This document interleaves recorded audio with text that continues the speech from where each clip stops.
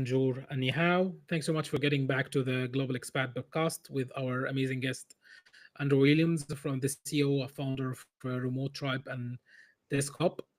We have a quick, um, a very fast episode today. We don't have an hour, just have almost half an hour. So thanks so much, Andrew, getting back to us. And I think you have something that you would like to share with our guest and audience, which is your new, you can say, startup, which is called Venture. Desktop. Yep. Yes, the venture. Yeah, yeah, yeah. First of all, where you come, where I mean, the name is it's a mix between hop and desktop, and Yeah. so it's a very catchy name.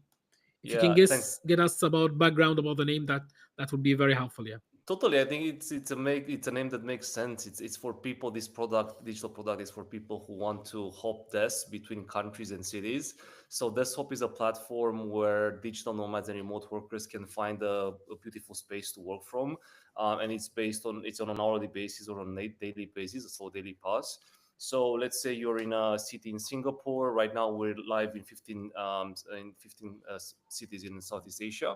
And let's just say you're roaming around there and you need a space to work from. You have to focus for half a day or a day. You just go on our platform on desktop.work, and then you can book a space for a few hours or for the whole day. You just show up at the space will be waiting for you, and you're just gonna show up at the reception, and you're gonna check in, and you're gonna go and start doing some amazing work. And this is independent of any service provider. So this is not just Regis or WeWork. This is work with Correct. anyone. Correct. So we have different partners. We're talking to a lot of spaces even right now to get them on board from different brands. There are other small or medium chains or like independent co-working spaces. We want to encourage those spaces to come on as well and bring them clients. And we're trying to look for really good spaces where they have quiet booths, where they have good communities, decent prices. So, people can also connect and just enjoy their work wherever they are in the world, as this is our life, digital nomads and remote workers. I think I've already signed up, but this is one of the things I've been looking up for many years. I am a member of Regis World Program. I'm a member of WeWork and other also a lot of you can say uh, access lounge in the airport because sometimes I use airports as my desk space. So that's amazing. So what makes Desktop different from other platforms?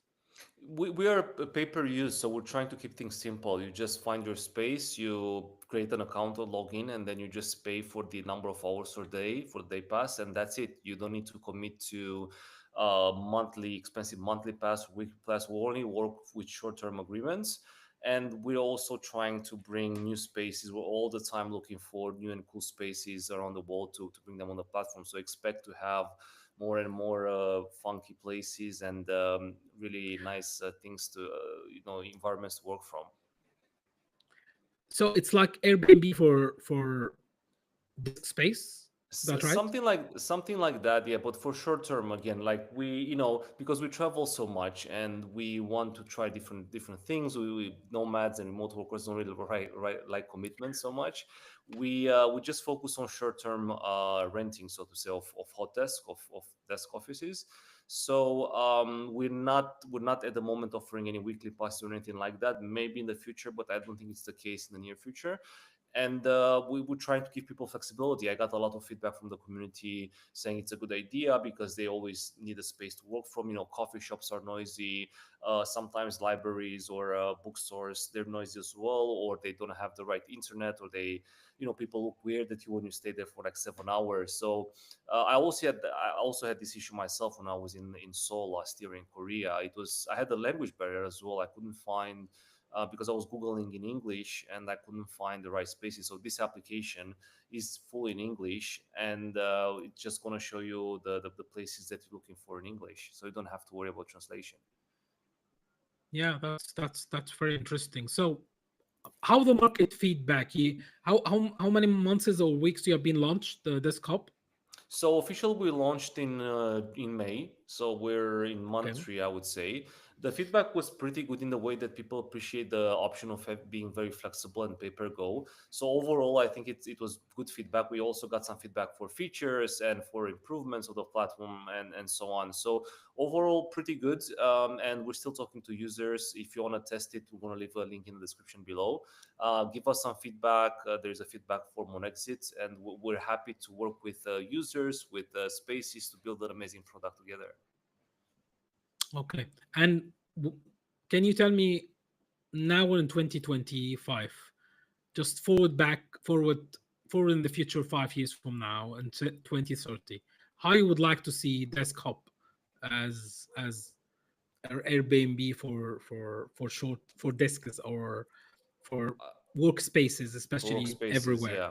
It's a Yes, good yeah. question because that those 5 years, I think they're going to be very interesting because we've got hybrid work, we've got remote work, we've got AI, we've got micro communities. So I think this kind of software fits really well into those the next 5 years. So I think we could integrate other travel products inside the app. We're going to launch a mobile app as well soon. So I think it has potential for things like communities, visas, maybe even taxis and cool places around you and communities. So I think sky's the limit. It depends on what users want and love, what they like to see in the app. I'm a very product oriented person. I like to build for people and make useful things. I like to build first of all, and then I think second of all, and also very important to build useful things for travelers and for remote workers. Yeah, I think this is one of the missing apps that everyone is looking for, because it's, if you keep traveling, you work from cafes, it's fine for short term, but if you would like to focus or do something that need just clear space, less voices, stable internet, you need to find something that have to be paid. So you mentioned that you already launched in Asia, so you plan to also go to the Middle East, or you can say other places like Europe. Yeah, we're probably going to launch in other places going west. We don't know yet. We're just focusing right now on Asia, which is a good market, especially Thailand and Singapore and Malaysia for nomads. Singapore is a bit expensive, but still, I think we have a lot of expats who are there for a few days for business, and maybe they need a space like that, so they're going to go on our app and book a day pass. Okay, that's good. That's good. Wish you all the best. I Thank think you. this is a very good product, and we will. You always keep us updated about the new features, the new release that's coming to the app. Yeah. We'll do. Just follow us on LinkedIn and Instagram and my personal LinkedIn, and you'll see all the news there. Okay. Perfectly. Amazing. Amazing. So to complete our episode, this fast one, we have like a couple of updates, especially from your side. You mentioned about there's a new digital nomad visa, especially in Europe, that get access to the Schengen area. You would like to give us some feedback about it? Yeah, so Bulgaria, which is a very interesting country lately, we just had the Bansko Nomad Fest last month, I believe. I was there. Definitely, Bulgaria is a very interesting place for nomads for multiple reasons. First of all, I think it's a very affordable and safe country. It's part of the EU, so if you have a EU passport, you can or if you have a Schengen visa, you can stay there no problem. And they literally just launched a new visa as well, called the Digital Nomad Visa. They joined a family of other, I don't know, maybe over 20 countries that have this visa. So Slovenia was one of the last ones in Europe to launch it. And I think it's a very good proposition for a few reasons. And please, jump on if you wanna add more things. But Bulgaria has a really interesting tax system. It has a 10% tax on, I think it's on profit, right? Mo, if I'm not wrong. Flat rate, yes, yeah. They have Flat rate. different aspect. Yes, yeah, which is very good, attractive for entrepreneurs and people who would, especially work remotely. Bulgaria is not a hot destination for businesses or remote, but with the Nomad conference that been running almost 5 years now. How many Yes. is I think the it's at least 4. I think it's at four? least Yeah, four after years. Yeah. COVID, yes, yeah. They Yes. started as the small village, and now it's global nomad destination. Yeah, so it's getting a lot of. Um, the only interesting point I see in the Bulgaria digital nomad visas is that Bulgaria have joined, Romania and Bulgaria have joined now the Schengen area, and Cyprus will follow very soon. Mm-hmm. So the idea that you can have a visa access to a Schengen zone country that will give you access to more than 180 days or 90 days, depending on your what passport you have. And this Correct. is one of the advantage of having that. And also, if you would like to set up a business or open a bank account or have a local, you can say even a virtual place to mention this is my global headquarter or where actually I do business, because people still, I mean, regulations and all, all over the world, it's very hard to say I keep traveling between countries. I don't have a base. So using Bulgaria will be one of the, and it's also a very affordable country. Exactly. Have a good weather, good food, lifestyle is different. It's not as you can say crowded in like in Greece or in Turkey, Correct. but they Uh, have different vibes. Yeah, and let me add a few things more. So I actually realized whilst I was in Bansko that Bansko is, first of all, there are quite a few expats there living because of the tax system. So again, you've got 10% corporate tax, and I think personal income tax is also 10%. So in total, you would be paying 20%. So you've got a lot of Americans and other Europeans who move there. They have a base and then they travel from there just for tax reasons. Also, you can, so you've got community covered. There are a few co-living spaces, quite a few co-working spaces in Bansko. Also, you can ski in the winter, you can do hikes in the summer is emptier, you can get good prices. Most of the hotel and the apart hotels, they have sauna facilities, they have swimming pools. So it's an amazing value for money, especially in the summer when it's off season. But actually summer can be season there when we have the conference, for example. And by the way, I encourage everyone to come to the Digital Nomad Fest in Bansko, because you meet a lot of amazing people, and then it's during summer, so we've got a lot of activities. And then it's only, I think it's about 2 hours from Sofia, which has the international airport. You're also close to Greece, Albania, so it has a very interesting geographical position as well. You've got the Black Sea, so we can go to Sunny Beach, Golden Sands, Balchik, so on and so forth. So there is a lot of things to do actually in Bulgaria. The food is fantastic. They have a lot of organic food. It's a low-key country. Don't expect things to go extremely fast, or but it's also, I don't think it's too bureaucratical from what I've heard and seen. So I think it's a good compromise. And now the digital nomad visa coming in, plus the favorable tax rates they have for company and personal income, I think it makes it very attractive. that's right. That's right. Totally agree. Yeah, it's like more destination and opening, and actually more destination and closing. You see what's Yeah. happening in Portugal and Spain, and there is a lot of demonstrations and crowds, and say digital nomads go home. We don't need to want you As to you said, see Mo, anymore. So there's always an opportunity, right? So the whole visa game and tax game is ever changing, and it's always on the move. So as soon as some countries close, there's always the next opportunity, maybe in Bulgaria or Romania or Albania. So always be global, as you say. I think it's a very good saying that you have. yes, yes, that's right. And this has come to another interesting news. I think it's not a shock, but I mean, there's always someone to start something.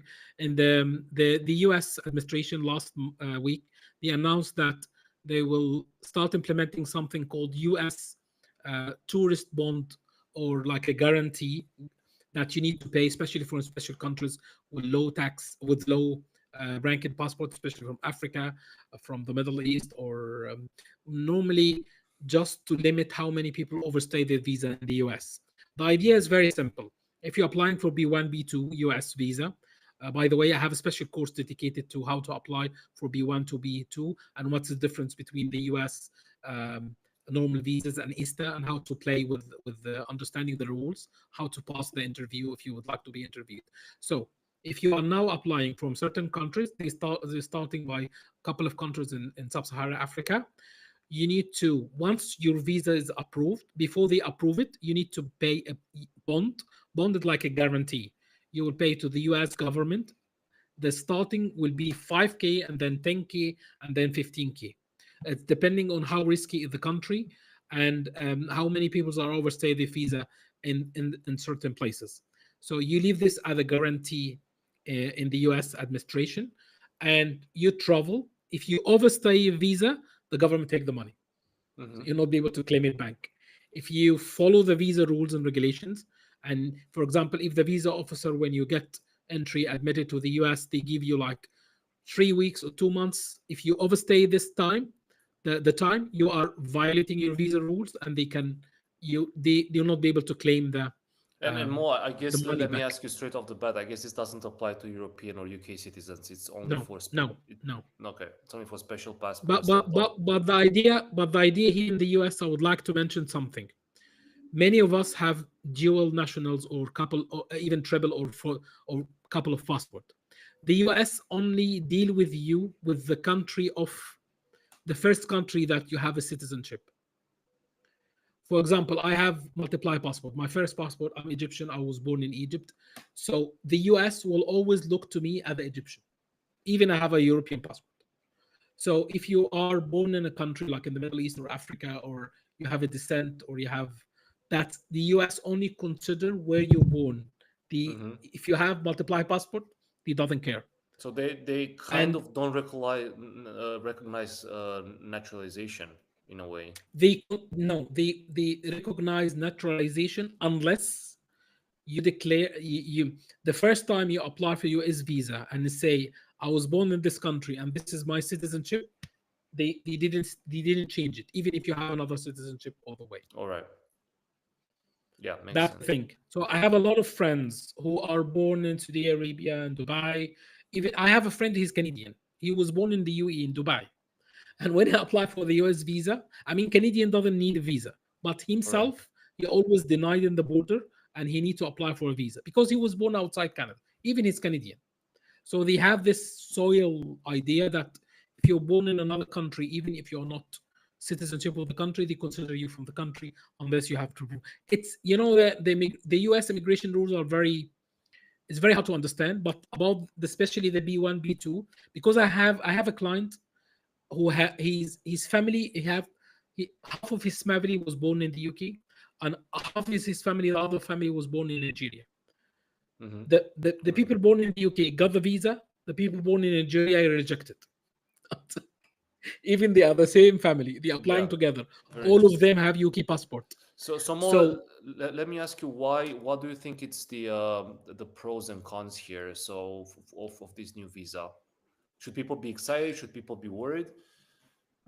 it's I think it's not just about exciting, but once the US announced something, other countries will follow. There's like an intelligent alliance between something Correct. called Five Eyes between the US, Canada, EU, Australia, New Zealand. Um, this alliance of sharing information, especially visas and moving borders. Once a country implemented, the US is still in trial. The visa bond thing will be in trial. I think other countries like the UK, the Canada, maybe the EU in the future will implement something like this to limit how many people are overstaying their visas. And by the way, 25 years ago, I have a friend of friend who traveled to Dubai. At this time, they need to have a visa to Dubai, so they pay the travel agent a guarantee. It at this time was just 1K USD. So it was not an official way long time ago, but now it's coming back. Mm-hmm. The world now, well, this is like shift in you know from 20 from starting after the year 2000 till 2020, the world was open.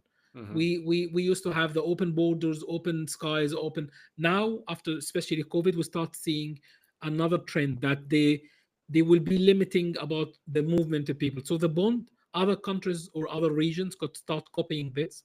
So the only option that you have right now is to always have a backup option, have another passport, have another residency, because you never know when you need it, especially if you're doing your business on a global scale. If you would like to access a lot of going back and forth to the US, and you're just depending on the B1, B2 visa, that's not reliable anymore, Mm-hmm. Mm-hmm. because there is a lot of restrictions and changes in the rules.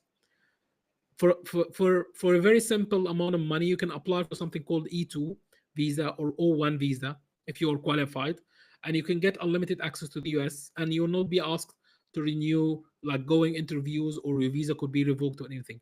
The same thing to the EU and the UK and other places.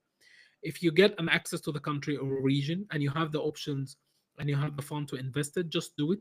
That will be like building your global portfolio, and always look ahead to the trends that's happening in the market. One more thing I would like to say before we close this episode, that the citizenship by investment, especially in the Caribbean, the five Caribbean, they're thinking about implementing a new rule that you'll not be able to get the citizenship unless you spend at least 60 days or 90 days at the qualifying period before we grant you the citizenship. That's it. So That's also, that's it. Just 60 days, let's say maximum during a few years. It's not that bad, is it? yeah, it's not that bad, but this is before granting the citizenship. Yeah. So if you're looking to get a Caribbean citizenship, especially from the five like Saint Kitts and Nevis, Grenada, uh, um, the other one, Antigua and Barbuda, all the other small islands, before you just submit the application, you pay them the investment or buy the property. They get approved. They send you the passport. There is no Hmm. need to be there. Yeah. Now the still, it's not been implemented, but there is a lot of talks about it, that you need to go to the island or the country. You stay there to show up. It's depending on 30 days, 60 days, or 90 days. You stay. It will be like kind of holiday, but in the same time, that's more restrictions. And I Yeah. think many entrepreneurs, especially who are building global businesses or are working in crypto or nomads or whatever, they have a lot of wealth. They would like to acquire citizenship. They always think ahead. Do I will be able to spend like this 60 or 90 days in a country and then get the passport? But the good news that there's more countries open up the citizen. For example, Argentina just Hmm. open up the citizenship rule have been approved by the parliament last week. So there's more country are closing, and the same time more country are opened, which is how it sees the world. There's no opportunities, especially in Latin America. Latin America is growing very fast, and they are attracting a lot of investors and a lot of wealthy individuals who would like to get out of the hassles that happening in the US and Europe and generally the Yeah. West. Yeah. Makes sense. Cool. That's really interesting to hear, Mo. I didn't know about the Caribbean news on the passport, so that's very very good to know. Mo, so I know you're teaching some courses. You've got some communities. Maybe you can leave some links in the description so people can join your community or buy the course, because you definitely have a lot of good information for our audience as well. So we're gonna do the same. Yes, definitely, definitely. Yeah, yeah. And maybe we're thinking we have a course together that could be in tax and nomadism. So we'll keep you posted as always. Totally. Yeah. Yeah. We'll stay in touch. Thanks a lot, Mo. Have a great Okay. day. Thank you, Andrew. I appreciate it. Thank you. Thank you. Bye bye. Thanks so much for watching, and stay global, my friends.